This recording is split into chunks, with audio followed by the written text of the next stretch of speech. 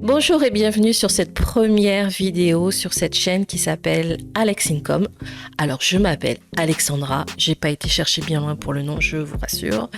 Et je vous propose de partager sur cette chaîne mes petits trucs et astuces pour les revenus passifs sur internet, notamment les revenus KDP, puisque moi pour l'instant c'est ce que je connais le mieux, mais j'ai envie d'ouvrir mes horizons et pourquoi pas avec vous. N'hésitez pas à vous abonner à la chaîne, comme ça vous pourrez être notifié dès qu'il y a une nouvelle vidéo qui sort. Et puis, n'hésitez pas à me faire un petit coucou en barre d'infos.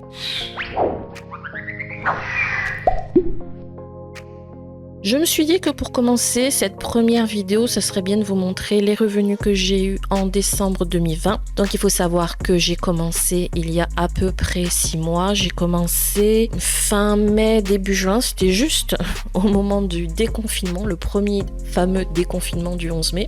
Oui, ça m'a marqué. J'ai pris un petit peu le train en marche parce que c'est vrai que je suis restée confinée pendant 1 mois et demi à glander, on va pas se mentir. Et j'aurais pu mettre à profit tout ce temps-là, mais non, j'ai découvert KDP après. Vous voyez, déjà je commence en disant que mon premier regret, ça a été de commencer trop tard. Donc ne faites pas la même erreur que moi, commencez dès maintenant. J'ai fait un tableau Excel pour moi me noter mes revenus depuis que j'ai commencé. Vous voyez, j'ai commencé au mois de juin et là on est début janvier, donc j'ai les revenus sur juin, juillet, août, septembre, octobre, novembre, décembre. Alors vous voyez déjà mes premiers revenus au mois de juin, c'était pas bien terrible, 10 € qui correspondent à 4 ventes. Ensuite en mois de juillet ça a augmenté un petit peu, donc c'est normal aussi parce que plus on augmente et plus on publie de livres, donc forcément c'est mathématique, c'est exponentiel. Au mois de juillet j'ai fait 47,31 € pour 22 ventes. Au mois d'août ça montait doucement, 98,80 € pour 42 ventes. Au mois de septembre j'ai fait 110,79 € pour 48 ventes. Octobre 207, novembre 320 et décembre 458, donc je suis très contente. Faut savoir que je suis une petite joueuse quand même, on va pas se mentir. Je fais KDP vraiment pour un complément de revenus. Quand on a cet argent-là qui tombe, alors je vous rassure, je vais le déclarer sur mes impôts. Quand ça rentre, ça fait quand même plaisir. Sachant que, vous voyez là sur la deuxième ligne, il faut savoir qu'il y a 2 mois de décalage entre le moment où on clôture le mois et le moment où on est payé. Je sais que j'ai fait 47,31 € au mois de juillet, mais ils ne seront payés que le 29 septembre 2020.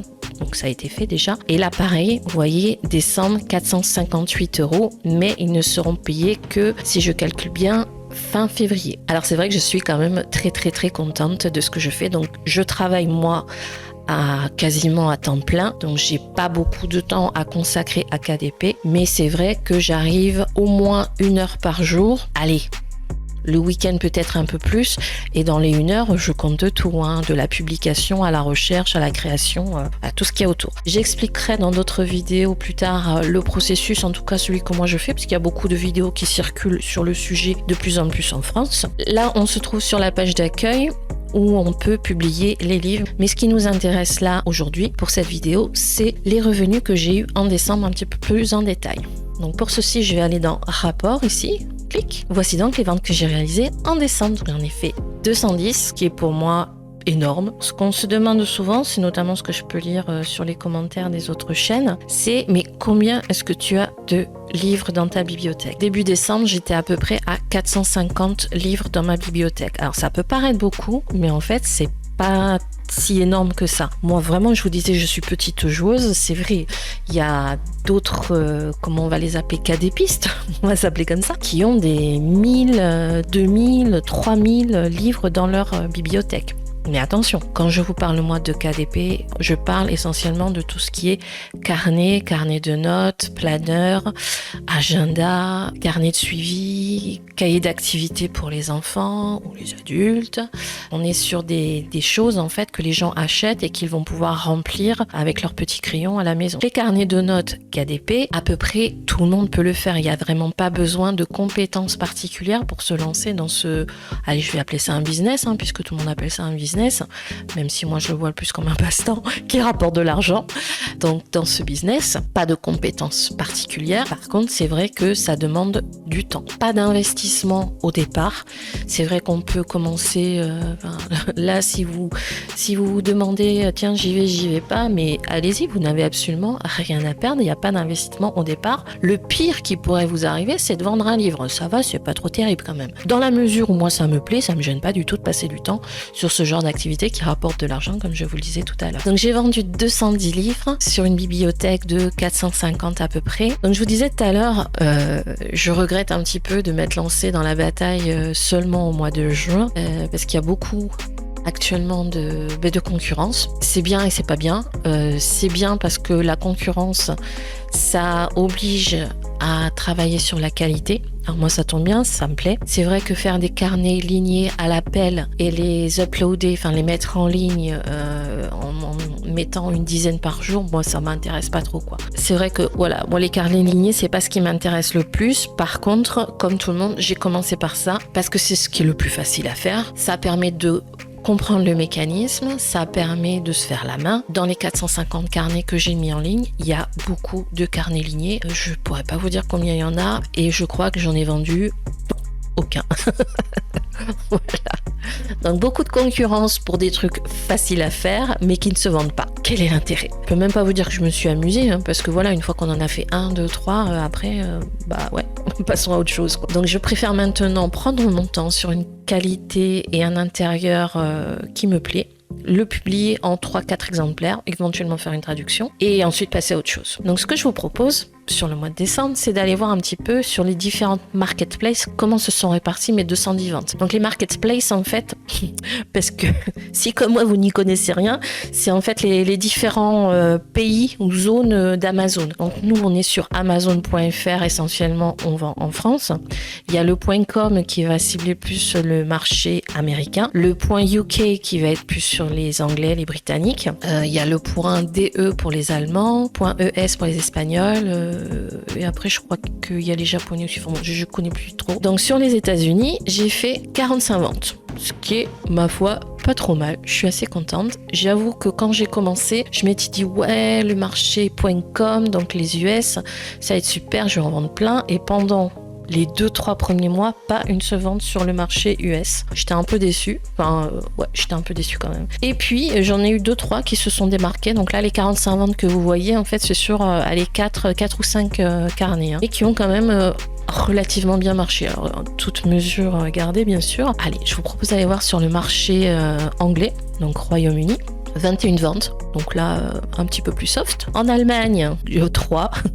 Alors c'était des livres en français, mais qui ont dû être achetés par des francophones.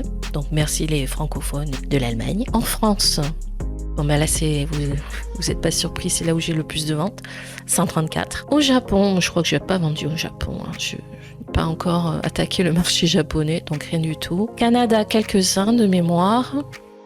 Oui, quelques-uns. 6, vous voyez, c'est pas énorme quand même. C'est vrai que je pensais, au final, quand ça marchait pas aux US, je m'étais dit, mais peut-être que le marché canadien marchera un petit peu plus pour moi. Ben non, pas tant que ça. Espagne, 1. mais il s'est perdu celui-là. Non, c'est Italie. Italie 1, il s'est perdu. Espagne, voyons voir. Espagne 0, bouh.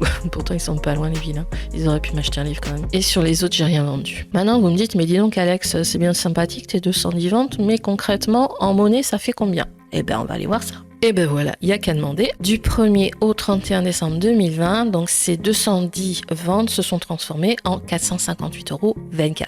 Alors, il y en a certains qui vont rigoler, qui vont dire mais c'est pas énorme quand même.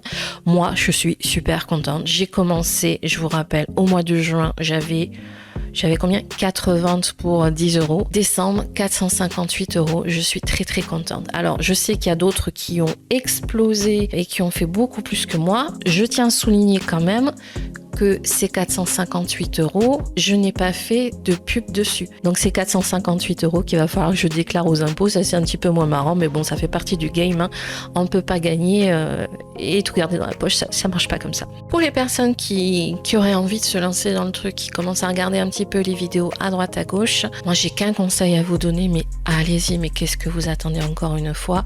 Vous n'avez rien à perdre, si ce n'est un peu de temps, mais bon, le temps en ce moment, je vais faire quelques vidéos sur justement le comment. On va commencer par le plus simple, hein. Comment faire un carnet de lots ligné. Alors je sais que je l'ai un petit peu descendu tout à l'heure, mais il faut commencer par là, je crois vraiment. Je vous montrerai tout ça, depuis comment faire la couverture, à comment faire l'intérieur. D'ailleurs c'est plutôt dans l'inverse, hein. Généralement on commence par l'intérieur et après la couverture, jusqu'à la publication.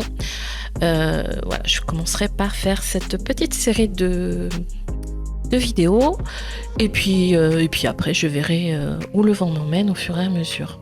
N'hésitez pas à me mettre en barre d'infos si vous avez des suggestions de vidéos, un petit commentaire, ça fait plaisir. Donc je vous fais des gros bisous et je vous dis à la prochaine vidéo. Allez, salut!